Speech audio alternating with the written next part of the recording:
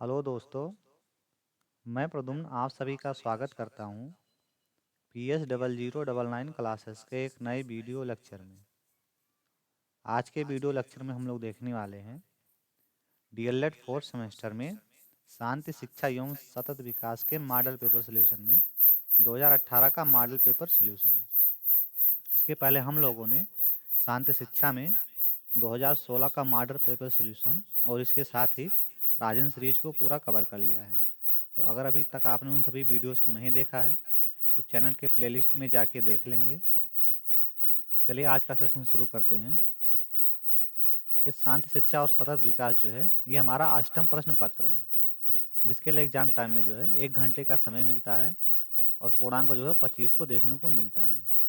प्रश्न नंबर जो हमारा शुरू होता है वो हमारा होता है वस्तुनिष्ठ प्रश्नों से, जिसमें प्रश्न नंबर 1 से 5 तक वस्तुनिष्ठ प्रश्न देखने को मिलते हैं।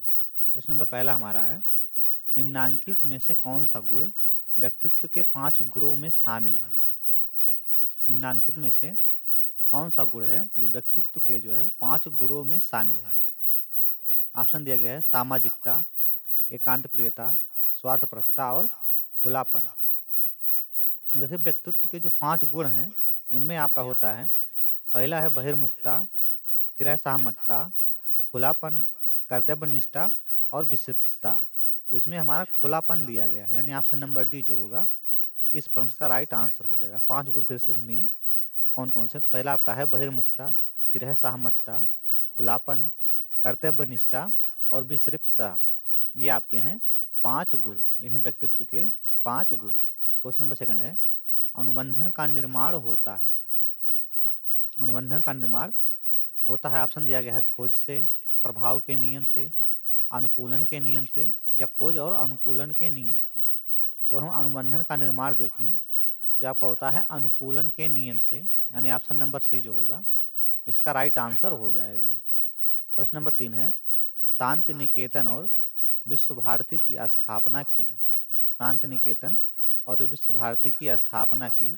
ऑप्शन दिया गया है अरविंद घोष ने, रविंद्रनाथ टैगोर ने, महात्मा गांधी ने और विवेकानंद ने। तो शांति निकेतन और जो है विश्व भारती की स्थापना जो है रविंद्रनाथ टैगोर ने किया था। रविंद्रनाथ टैगोर ने किया था। ऑप्शन नंबर बी इस प्रश्न का राइट आंसर हो जाएगा। प्रश्न नंबर 4 है, निम्नलिखित में से कौन सा लोकतंत्र के सिद्धांत है। निम्नलिखित में से कौन सा जो है लोकतंत्र का सिद्धांत है। तो अगर हम लोकतंत्र का सिद्धांत की बात करें तो इसमें आपका होता है, जिसमें पहला आपका होता है स्वतंत्रता, पहले स्वतंत्रता, फिर समाजवाद और समानता। ये हैं लोकतंत्र के सिद्धांत, स्वतंत्रता, समाजवाद और समानता। यानी कि ऑप्शन नंबर सी में दिए गए हैं सारे। ऑप्शन नंबर सी जो होगा इस प्रश्न का राइट आंसर हो जाएगा, स्वतंत्रता, समाजवाद और समानता। प्रश्न नंबर 5 दिया गया है, संयुक्त राष्ट्र संघ में शांति और अहिंसा के सांस्कृतिक का जो है अंतर्राष्ट्रीय दशक कब घोषित किया गया था। संयुक्त राष्ट्र में जो है संयुक्त राष्ट्र संघ में शांति और अहिंसा के लिए जो है अहिंसा के संस्कृति का अंतर्राष्ट्रीय दशक कब घोषित किया गया था। ऑप्शन दिया गया है 1 से 10 या 2 से 11, 1999 से 2008 या 5 से 14 तक। तो संयुक्त राष्ट्र संघ में शांति और अहिंसा के सांस्कृतिक का अंतर्राष्ट्रीय दशक जो है वर्ष 2001 से लेकर 2010 तक घोषित किया गया था। ये हमारा दिया गया है ऑप्शन नंबर ए में, ये हो जाएगा इस प्रश्न का राइट आंसर, 2001 से 2010 तक। हमारे यहाँ से प्रश्न स्टार्ट होता है अत लघुत्तरीय प्रश्न, जो आपका प्रश्न नंबर 6 से 11 तक होने वाला है। प्रश्न नंबर 6 दिया गया है, व्यक्तित्व का जो है 5 गुण कौन सा है। तो अभी हम लोगों ने जस्ट देखा है पिछले क्वेश्चन में, यहाँ देखिए पिछले क्वेश्चन में अभी आया है कि व्यक्तित्व के 5 गुणों में कौन शामिल नहीं है, ऐसा क्वेश्चन आया था। इसमें आपको बताना है कि व्यक्तित्व का 5 गुण कौन कौन सा है। तो अभी हम लोगों ने देखा ही था, फिर से देखते हैं। व्यक्तित्व के 5 गुण आपके निम्न हैं। पहला आपका है बहिर्मुखता, सहमतता, खुलापन, कर्तव्यनिष्ठा और विक्षिप्तता। ये हैं इसके 5 गुण, ये हैं व्यक्तित्व के 5 गुण। प्रश्न नंबर 7 दिया गया है, हिंसा के जो है कौन कौन से प्रकार हैं नामांकित करिए, यानी हिंसा के प्रकार कौन से हैं उनको आपको बताना है, उनका नाम बताना है। तो देखिए अहिंसा के प्रकार यानी हिंसा के प्रकार यहाँ निम्न हैं, जिनमें से पहला आपका है मनोवैज्ञानिक हिंसा, मौखिक हिंसा, ढांचागत हिंसा और शारीरिक हिंसा। फिर आपका है लोकप्रिय संस्कृति में जो है अश्लीलता। ये सभी आपके हो गए हिंसा के जो है प्रकार। ये हैं हिंसा के प्रकार। प्रश्न नंबर 8 दिया गया है, शांति शिक्षा में मूल्य का तात्पर्य। शांति शिक्षा में जो है मूल का क्या तात्पर्य है?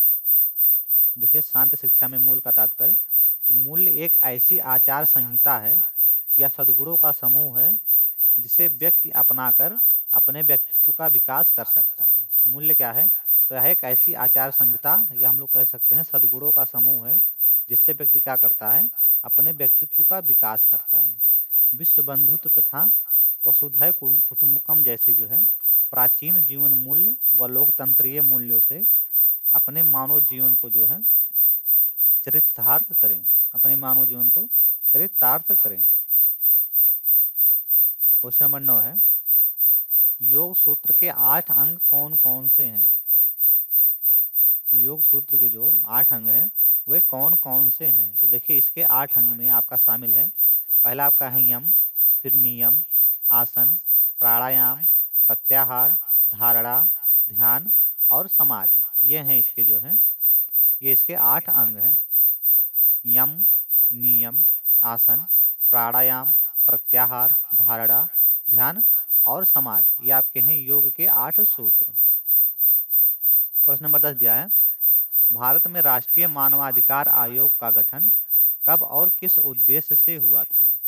कब और किस उद्देश्य से हुआ था? तो अगर हम देखें भारत में राष्ट्रीय मानवाधिकार आयोग का गठन तो ये आपका 12 अक्टूबर 1993 ईस्वी को 12 अक्टूबर 1993 को जो है भारत सरकार ने राष्ट्रीय मानवाधिकार आयोग का गठन किया था। इसका उद्देश्य जो है भारतीय नागरिकों को न्याय न्याय स्वतंत्रता, समानता, बंधुत्व, राष्ट्रीय एकता तथा अखंडता आदि जो है मानवाधिकारों पर बल देना था। मानवाधिकार आयोग का गठन कब होता है? तो 12 अक्टूबर 1993 ईस्वी को जो है भारत सरकार ने राष्ट्रीय मानवाधिकार आयोग का गठन किया था। इसका उद्देश्य जो है भारतीय नागरिकों को न्याय, स्वतंत्रता, समानता, बंधुत्व, राष्ट्रीय एकता, अखंडता आदि मानवाधिकारों पर जो है बल देना था। आदि मानवाधिकारों पर बल देना था। प्रश्न नंबर 11 दिया गया है, मीडिया के अंतर्गत कौन कौन से संचार माध्यमों को जो है सम्मिलित किया जाता है? कौन कौन से संचार माध्यमों को सम्मिलित किया जाता है? तो देखिए अगर मीडिया के अंतर्गत देखें तो इसके अंतर्गत आपका आता है प्रिंटिंग प्रेस, पत्रकार, इलेक्ट्रॉनिक माध्यम, रेडियो, सिनेमा, इंटरनेट, ये सभी आते हैं। मीडिया के अंतर्गत सम्मिलित संचार माध्यम, देखिए मीडिया एक समग्र तंत्र है। इसके अंतर्गत निम्न संचार जो है माध्यम सम्मिलित किए जाते हैं, जिनमें से आपका है प्रिंटिंग प्रेस, पत्रकार, इलेक्ट्रॉनिक माध्यम, रेडियो, सिनेमा, इंटरनेट आदि। ये सभी हैं इसके जो संचार माध्यमों में सम्मिलित। नेक्स्ट हमारा यहाँ से शुरू होता है अतः लघु उत्तरीय प्रश्न, जो कि प्रश्न नंबर 12 से 18 तक देखने को मिलता है। प्रश्न नंबर 12 है, शांति शिक्षा की आवश्यकता क्यों है? शांति शिक्षा की आवश्यकता का क्या औचित्य है? इस पर प्रकाश डालें। शांति शिक्षा की आवश्यकता का जो है क्या औचित्य है, इस पर प्रकाश डालिए। तो देखते हैं शांति शिक्षा की आवश्यकता का औचित्य। तो पहला आपका है पर्यावरणीय दृष्टि से औचित्य। शांति शिक्षा की आवश्यकता जो है पर्यावरणीय दृष्टि से भी है। गुरुदेव रविंद्रनाथ टैगोर जो है प्रकृति एवं मनुष्य में घनिष्ठ संबंध मानते हैं। उनका तर्क था कि प्रकृति में वह आंतरिक शक्ति नहीं है जो मनुष्य में है, जिसके कारण उसमें चेतना, नैतिकता, सौंदर्य और स्वतंत्रता की भावनाएं हैं। ये आपका हो गया पहली। दूसरा हमारा है सामाजिक दृष्टि से औचित्य। दूसरा है सामाजिक दृष्टि से औचित्य, पहला हमारा था पर्यावरणीय दृष्टि से औचित्य। तो देखते हैं व्यक्तियों से ही समाज का निर्माण होता है। एक राष्ट्र में रहने वाले लोग एक समाज बनाते हैं। तीसरा हमारा है वैश्विक दृष्टि से औचित्य। तो संसार में ऐसे कई राष्ट्र हैं जिनमें विभिन्न प्रकार की असमानताएं दृष्टिगोचर होती हैं, यानी कि दिखाई देती हैं। कई बार एक ही राष्ट्र में कई प्रकार की जलवायु, जीव जंतु, प्राकृतिक वनस्पति दिखाई पड़ती हैं। तो ये आपका हो गया वैश्विक दृष्टि से औचित्य। चौथा आपका है व्यक्तिगत दृष्टि से औचित्य। वैयक्तिक दृष्टि से औचित्य, तो देखिए व्यक्ति में कई कौशल एवं मूल्य समाज में अनुकूलन जो है करने के लिए आवश्यक हैं, जिससे लोग जो है अशांति के दुष्परिणाम समझें और शांति की स्थापना में सहयोग करें। अशांति को क्या समझे? दुष्परिणाम, और शांति की स्थापना में सहयोग करें। प्रश्न नंबर 13 दिया गया है, बच्चों के स्वास्थ्य जो है संबंधी बच्चों के स्वास्थ्य साथी संबंध को बढ़ाने के परिवार में क्या भूमिका है? क्वेश्चन में प्रिंट हुआ है थोड़ा।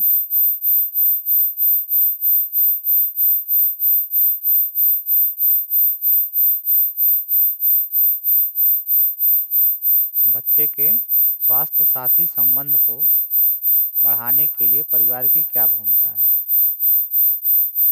चलिए देखते हैं, अभी समझ में आएगा यहाँ क्या होना चाहिए। इसमें देखते हैं भूमिका कौन सी है। तो देखिए बच्चे से जो है उनके साथियों और उनके व्यवहार के बारे में समय समय पर बातचीत करें।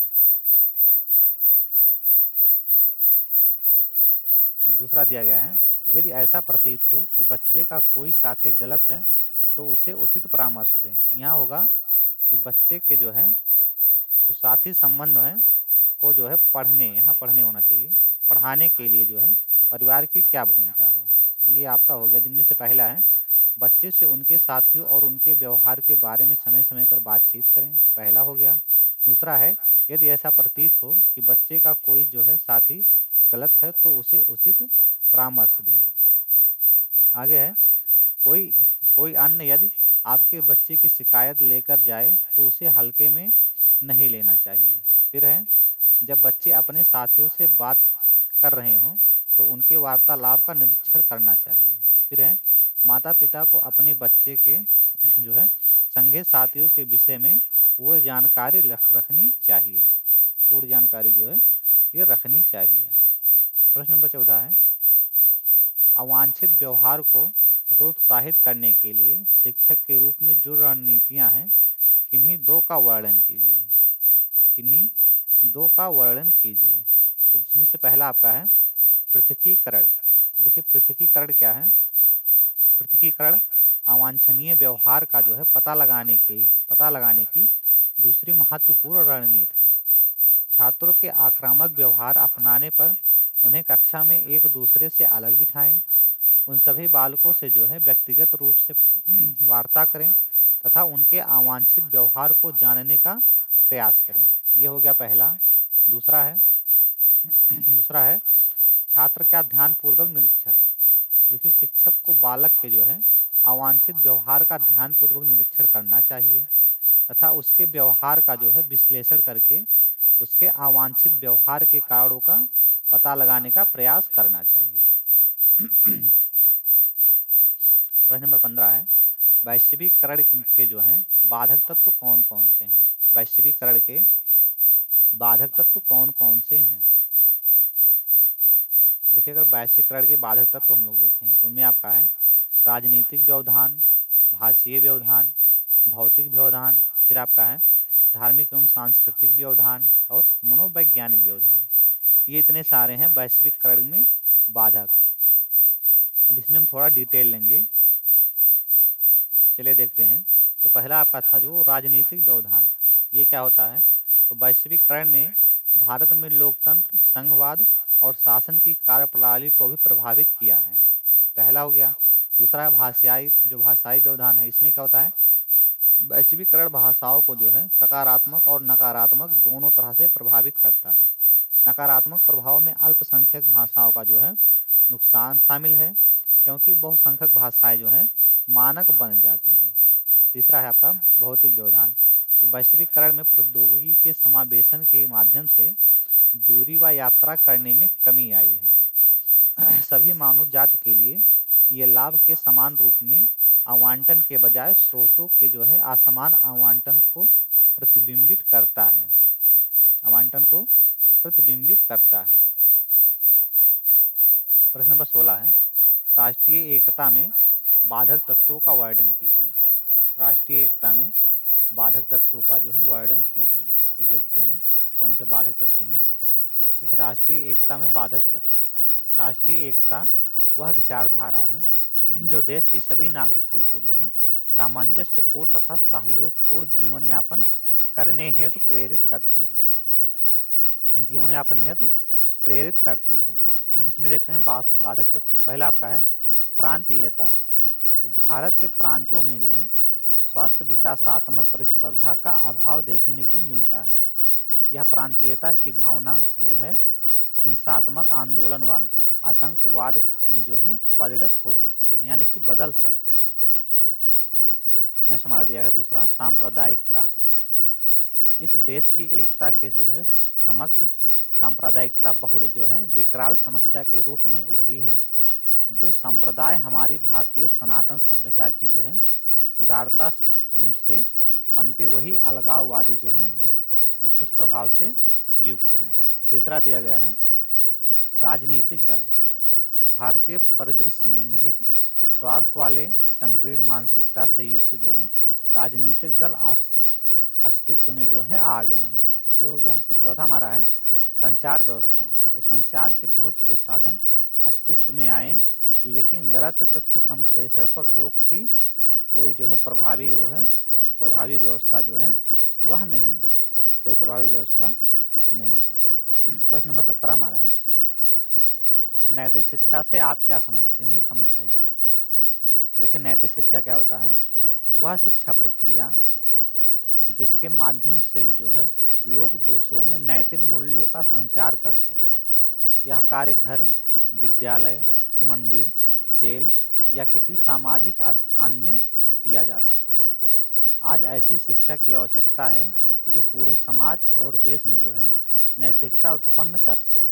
यह नैतिकता जो है नैतिक शिक्षा के द्वारा ही उत्पन्न की जा सकती है। अतः जो है हम कह सकते हैं कि नैतिकता जो है वह गुण है, नैतिकता वह गुण है और नैतिक शिक्षा जो है वह शिक्षा है जो किसी समाज के प्रत्येक व्यक्ति संपूर्ण समाज तथा देश का हित करती है। देश का हित करती है। प्रश्न नंबर 18 है निम्नांकित में से किन्हीं दो पर टिप्पणी लिखिए। किन्हीं दो पर टिप्पणी लिखना है। तो पहला आपका है मनोवैज्ञानिक हिंसा, फिर आपका है अनुबंधन, फिर है पर्यावरणीय संतुलन है तो सतत विकास। तो इस पे किसी दो पर आपको टिप्पणी लिखना है।